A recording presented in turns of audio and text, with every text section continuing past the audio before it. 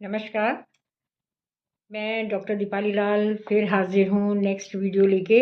और ये वीडियो भी स्कॉलर्स के लिए है, स्टूडेंट्स के लिए है, for those students who are ready to give the appear in the exam. और मैं मेन तो ये है मेरा इस वीडियो में कि जो ऐसे बच्चे जो अपने आप को बहुत डल समझते हैं या कहते हैं कि मैं नहीं कर सकता ये, मेरे से नहीं होगा, मेरे से पढ़ाई नहीं होगी, मैं क्या करूं, फलां बहुत इंटेलिजेंट है, वो बहुत इंटेलिजेंट है, मैं कैसे अपनी सारी तैयारी करूं। और ऐसे ही अगर डिप्रेशन की भावना धीरे धीरे आने लग जाती है और एग्ज़ाम पास आ रहे हैं, भाई ऐसी बात नहीं है कि आप में कुछ भी नहीं है। तो मैं ये वीडियो उन बच्चों के लिए डेडिकेट करना चाहती हूँ कि जो अपने आप को बहुत कम आंकते हैं और वो कम होते नहीं हैं किसी से। तो बच्चों, all the students, please listen my these tips. और मैं अपने आप को बहुत सौभाग्यशाली मानूंगी अगर आप मेरे से मोटिवेट होकर आप में एक जोश आ जाए। तो मैं अपना ही एग्जांपल आप लोगों को बताने जा रही हूँ। तो सबसे पहली बात तो ये कि हर स्टूडेंट प्रीशियस है, हर स्कॉलर प्रीशियस है और ये उसको समझना चाहिए, पर वो समझता नहीं है। मैं भी नहीं समझती थी कि मैं इंटेलिजेंट हूँ, मैं समझती थी मैं जस्ट ऑर्डिनरी हूँ और मैं कैसे compete कर पाऊँगी और बच्चों से जो इंटेलिजेंट होते हैं। बट ऐसी बात नहीं है। आप अपने माइंड को प्रोसेस कीजिए, अपने आप को प्रोसेस कीजिए। ठीक है, अगला स्टूडेंट जो भी है वो किसी भी सब्जेक्ट में आगे जा सकता है, किसी भी चीज़ में आगे जा सकता है, पर आप में भी कोई एबिलिटी है, कोई क्वालिटी है, उसको आप आगे लेके आइए। सबसे पहली बात तो मैं ये कहूँगी कि एग्ज़ाम पास आ रहे हैं तो आपको, हर स्टूडेंट को, चाहे वो कैसा भी हो, चाहे उसकी कितनी ही परसेंटेज क्यों नहीं आ रही हो, वो डेडिकेटेड वे में काम करना शुरू कर दे। आप देखना बाद में कितना बढ़िया रिजल्ट आता है। अभी से तैयारी शुरू कर दें। और तैयारी के लिए मैंने फर्स्ट वीडियो में बताया था कि कैसे आप उसको तैयारी करें और कैसे अटेम्प्ट करें। इसमें मैं आपको मोटिवेट करना चाहूँगी कि ज़रूरी नहीं है कि हर किसी के 90% मार्क्स आएँ। हर किसी के तो नहीं आते ना 90%, 80%। और 90-80% वाले ज़रूरी नहीं है बहुत आगे बढ़ जाएँ। ये भी कोई ज़रूरी नहीं है कि मेरिट आई जा रही है और वो बहुत आगे बढ़ जाएँ। परंतु ऐसे लोगों भी मैंने देखे हैं कि सडनली उनमें चेंज आता है और वो सडनली अच्छा करने लग जाते हैं और वो काफ़ी आगे निकल जाते हैं। तो पहली बात तो ये है कि आप जो है वो, मैं अपना एग्ज़ाम्पल देके आपको मोटिवेट करूँगी कि जब मैं एक गाँव में पढ़ी लिखी बच्ची हूँ, जहाँ टाट पट्टियों पे बैठ के पढ़ा जाता था, जहाँ के धागे निकाल निकाल के आप सिलाई करते थे। और जहाँ गाँव की गर्ल्स आती थी और हम थोड़े शहरवासी थे, वहाँ जाते थे। तो वहाँ क्या होता था कि हम टिफ़िन भी से चेंज करते थे, उनको पराठे अच्छे लगते थे, हमको उनकी रोटी और अचार और चटनी अच्छी लगती थी, छाछ अच्छी लगती थी। ऐसे कर कर के मेरी एजुकेशन हुई। 10th क्लास में बोर्ड दिया, बोर्ड में भी अच्छे फर्स्ट डिवीज़न आई। पर ठीक है, गाँव जैसा कल्चर था और लाइफ बड़ी अच्छी चल रही थी।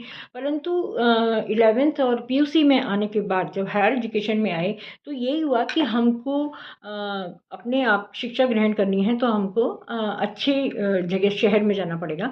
तो हम जयपुर आ गए। जयपुर में राजधानी में आके वहाँ का माहौल देख के एकदम अपने आप को ढालना बड़ा मुश्किल था। और वो भी महारानी कॉलेज में आप, जहाँ इंग्लिश मीडियम था और इंग्लिश बहुत ही पुअर थी, तो कैसे आप इंग्लिश मीडियम को से कैसे आप कोप अप कर पाएंगे, कैसे compete कर पाएंगे।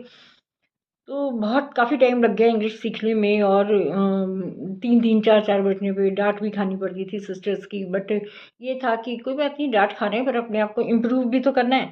तो लिख लिख के इम्प्रूव करा अपने आप को साइंस के। पर मैंने एक चीज़ नोट करी है कि साइंस में लर्न करना बहुत इजी है, हिंदी से ज़्यादा इजी है, क्योंकि उसके सेंटेंसेस जो होते हैं ना वो बहुत अच्छे तरीके होते हैं। और साइंस में आप वो ही लिखते हो जो कि प्रैक्टिकल होता है, तो याद जल्दी जल्दी होने लगा। और आपको जान के बच्चों आश्चर्य हुआ कि फर्स्ट ईयर में मेरे 48% आए थे।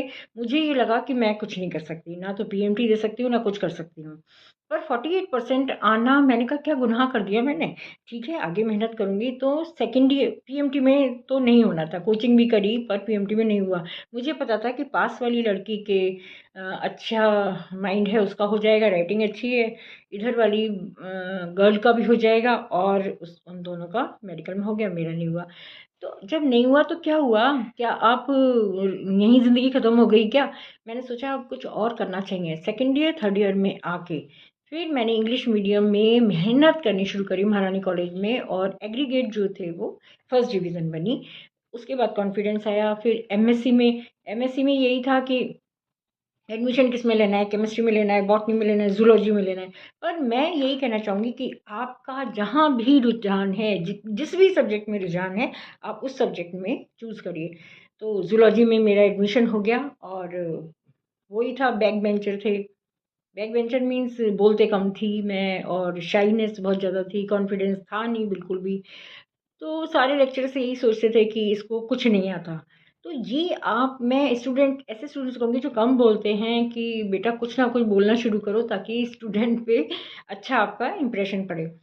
फिर क्या हुआ कि जब मेहनत बहुत करी, नोट्स बनाए, हॉस्टल में रात रात भर पढ़ते रहते थे करके, जब रिज़ल्ट आया तो लेक्चरर्स को भी यकीन नहीं हुआ, प्रोफेसर्स को भी यकीन नहीं हुआ कि मेरी इतनी बढ़िया फर्स्ट रैंक और अच्छी पोजीशन बन जाएगी। एमएससी कर ली, प्रीवियस फाइनल में आते-आते सबका जिसे कहते हैं ना, लेक्चरर्स का सहयोग मिलने लग गया कि नोट्स ले लो भाई दीपाली, तुम ऐसे पढ़ो, ये करो, वो करो, कॉन्फिडेंस जागृत हो गया। और उसी को लेके मैंने बहुत अच्छी तैयारी करी, और मेरे को बड़ी खुशी है कि मैं ऑल ओवर राजस्थान में ज़ूलॉजी डिपार्टमेंट में थर्ड पोजीशन आई थी मेरी। तो बहुत अच्छा लगा। उसके बाद था कि क्या करा जाए। पीएचडी में जो हमारे गाइड थे प्रोफेसर एस सी सक्सेना साहब, टॉक्सिकोलॉजी लैब के, जो अब इस दुनिया में नहीं है, उनको मैं बहुत बहुत थैंक्स कहती हूँ कि उन्होंने बहुत अच्छा गाइड किया। और अमेरिका का एक प्रोजेक्ट से पीएचडी करी। पीएचडी कंप्लीट हुई, उसके बाद गवर्नमेंट सर्विस में लगी। गवर्नमेंट सर्विस में लगने के बाद गवर्नमेंट कॉलेज ब्यावर में आ गई। पर एक बात थी कि जहाँ कहाँ वो छोटे से गांव के स्कूल में पढ़ने वाली लड़की जयपुर से होती हुई ब्यावर गवर्नमेंट कॉलेज में आने के बाद भी चुप नहीं बैठी। मैंने सोचा अगर गांव छोटा है, अगर शहर छोटा है, तो इसका मतलब ये नहीं कि आप यूनिवर्सिटी में नहीं हो तो यू कांट डू एनीथिंग। मैंने क्या करा कि गाइड बनने के बाद मैंने एक नहीं, दो नहीं, तीन, पूरे 11 स्टूडेंट्स अपने अंडर ले लिए। उसमें से 5-6 कर चुके हैं, एक पोस्ट डॉक्टरेट कर चुकी है, 6 बच्चों की रिसर्च 5-6 की अभी भी चल रही है, 7-8 बच्चों ने एमफिल कर ली, और बहुत सारे रिसर्च पेपर हमने बायोपेस्टिसाइड पे अपने पब्लिश करे। और मैंने सोचा, मैंने कहा अगर ब्यावर में हूँ तो क्या मैं विदेश नहीं जा सकती। मैंने कॉन्फ्रेंसेज अटेंड करनी शुरू करी, और 7 कंट्रीज़, जिसमें Abu Dhabi, Dubai, New York, America, Nepal, Bangkok, ऐसे बहुत सारी सिटीज़ हैं जहाँ पे, कंट्रीज़ हैं जहाँ पे मैं जाके मैंने पेपर प्रेजेंट करा, चेयर करा सेशन। न्यूयॉर्क का सबसे अच्छा मेरा एक्सपीरियंस था। तो सबसे बड़ी बात, बेटी बचाओ पे बहुत सारा काम करा मैंने, और उसमें बहुत सारे अवार्ड्स मिले। State level award higher education ने दिया, नेशनल लेवल अवार्ड्स मुझे मिले हैं, और बेटी बचाओ पे अवार्ड मुझे मिला है। उसके बाद सबसे बड़ी बात, मेरे प्रोफाइल को सेलेक्ट किया गया गोवा में, और पद्मश्री माधुरी दीक्षित जी से भी मुझे अवार्ड मिला। तो ये सब क्यों मिला, किस लिए मिला? कोई एक दिन की मेहनत नहीं थी, ये थी पूरी कंटिन्यू की मेहनत, कि आप जो भी कर रहे हैं कंटिन्यू, आपके दिमाग में एक प्रोसेस है, आप उसको करते जा रहे हैं, करते जा रहे हैं, करते जा रहे हैं। तो एक वो स्टूडेंट जो गाँव से निकली है, और वो सारी चीज़ें ऐसे अपने आप में पॉजिटिविटी भर के जो पहुंचती है आगे। तो मैं आप लोगों से यही कहूँगी कि आपको कैरियर की ये भी शुरुआत है, आपको बहुत कुछ करना है आगे। आपको जो अपने सपने हैं वो सपने पूरे करने हैं, और वो सपने पूरे कैसे होंगे? वो होंगे आपको पॉजिटिव माइंड रख के, थिंक करके कि क्या करना है। मैं ये नहीं कहती कि मोबाइल मत यूज़ करें, व्हाट्सएप यूज़ नहीं करें।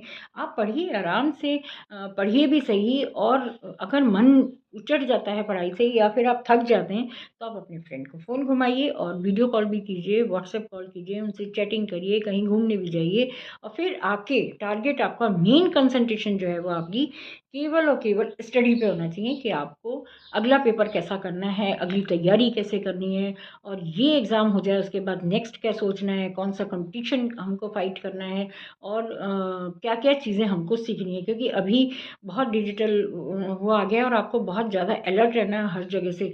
आपके मम्मी-पापा आपको कुछ नहीं कहेंगे, they never say anything to you because they love you.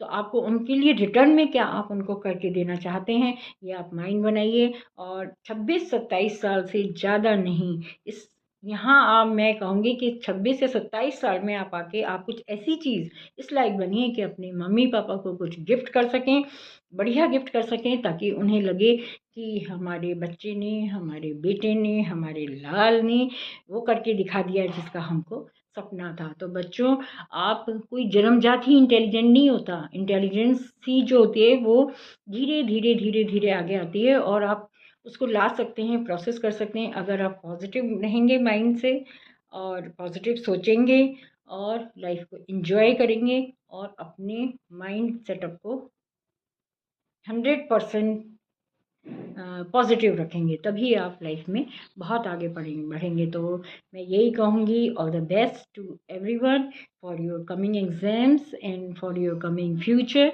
And all the best to all of you. Thank you. All the best.